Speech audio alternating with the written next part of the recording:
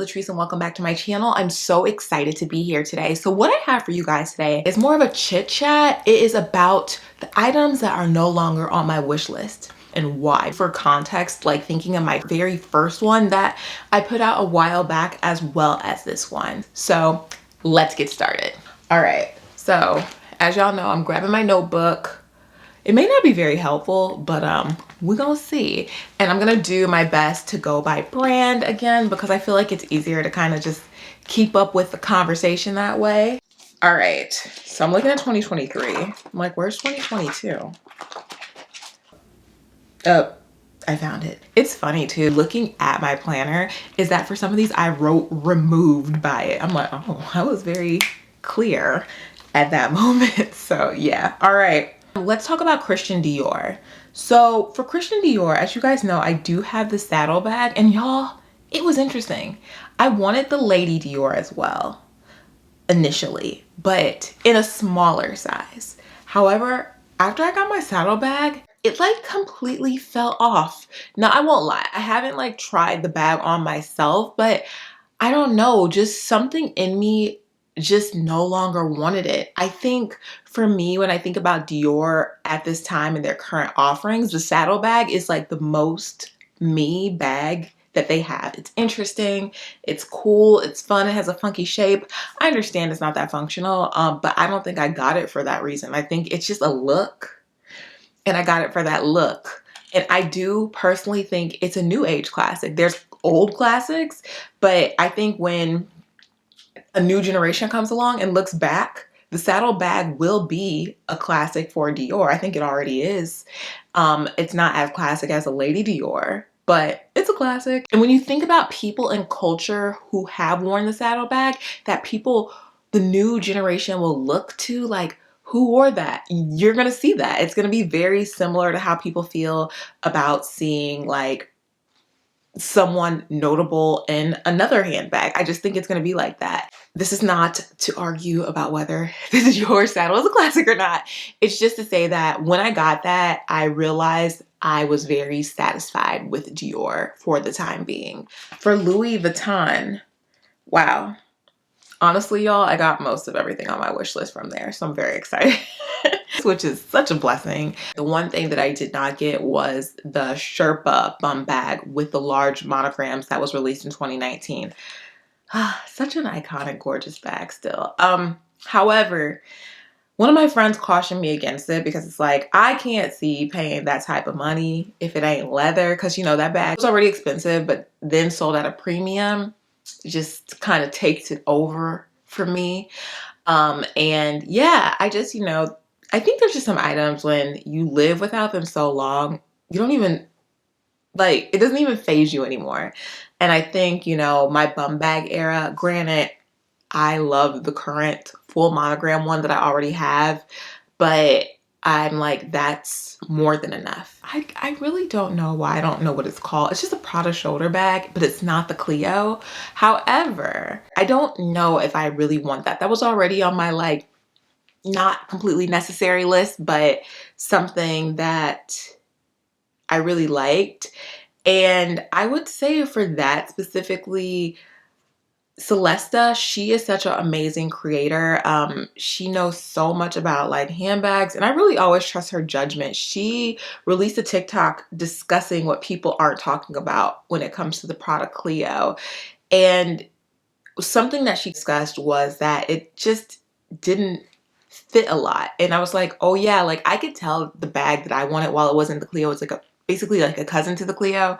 I could tell it wasn't gonna fit a lot, but when I realized how little it fit, and she was saying she had some issues keeping it on her shoulder too because of its lightness, but then it can't be too heavy. So it just has some like issues staying on your shoulder. It kind of made me take a step back and realize, you know what? At this time in my life, I do need handbags that are gonna fit things.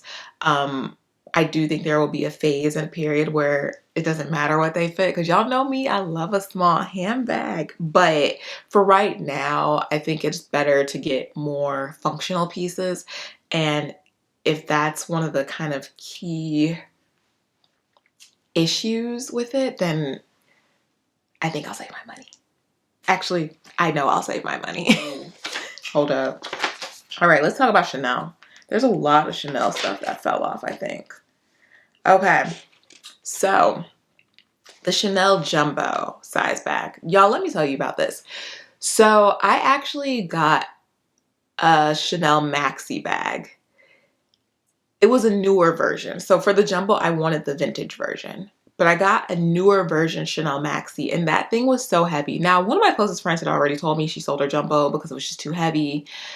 And she wasn't wearing it. I don't know why I didn't believe her, but I think on top of its heaviness and having the straps like dig into your shoulder, that bag can't fit very much. Like, because if you put too much in it, it's going to become extra heavy, and then it just doesn't fit much to begin with because of the double flap. So I was like, oh no. Plus, forgive me, but I just am trying to be safe out here in these streets, and some bags are just so noticeable. Granted, I'm not living a life of fear, but for me, given that I don't even want it that bad, like I was like, I'm not gonna risk it all out in these streets with this big old Chanel handbag. Like, it's not. This is not for me. This is not the bag I'll risk it all for. So I immediately sent it back. I got a pre-loved one in beautiful condition, but it just wasn't me. And I was like, yeah, no, this is just too big to function, and the shoulder weight and the back pain is just not worth it. Like, we're not doing that, okay? That's what we're not gonna do. The Chanel 19, oh guys, I think that bag is so cool, but I realize I think it's gonna be one of those bags that's gonna need to be cool on other people, because there's something about it. I don't think I should get a tweed one, even though I love the tweed versions of it. But the leather just, I don't know why I'm like this. Maybe because I am a creator. I'm big on how things photograph, and sometimes that bag looks a little... I'll just stop right there, but I think you guys are kind of picking up what I'm putting down. So yeah, it just has this way about it that I think you either love that look or something about it doesn't sit well with you, specifically with the leather. And let's just say if it comes back, it will be after I've gotten a number of other things. But for right now, we're gonna wait it out. And she ain't on the wish list at this time. Okay, moving on. Oh, the boy bag.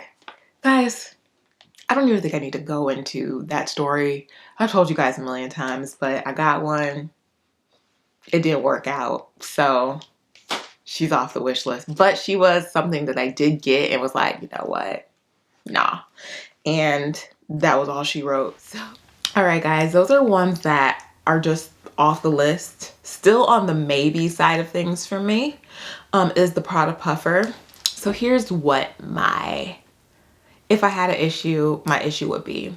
The long one for me is giving Abominable Snowman a little bit too much, but the shorter ones, short jackets on me like that because of the way that my body is shaped, just kind of isn't always flattering. It kind of needs to hit lower, in my opinion, for me to like look the way that I would like it to look and embody more of the style that I wanted to embody. So I'm a little bit nervous about its length.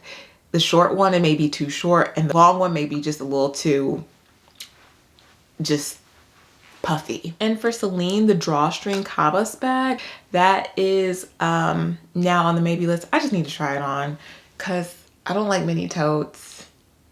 So it's like, do you go for a tote bag? I don't know. Guys, I hope this video was kind of helpful. Basically, a lot of it just had to do with being very honest with myself and who I am and what I want these days and how much I've evolved. But yeah, guys, so for the things that may have fell off are now on the maybes. I don't think any of it is bad. I think it's all fire. There's a reason it made it to the wish list in the first place, but they just may not need to be on my wish list at this time anymore. So yeah, I hope it was fun. It's lighthearted, guys. And if it falls back on, don't judge me.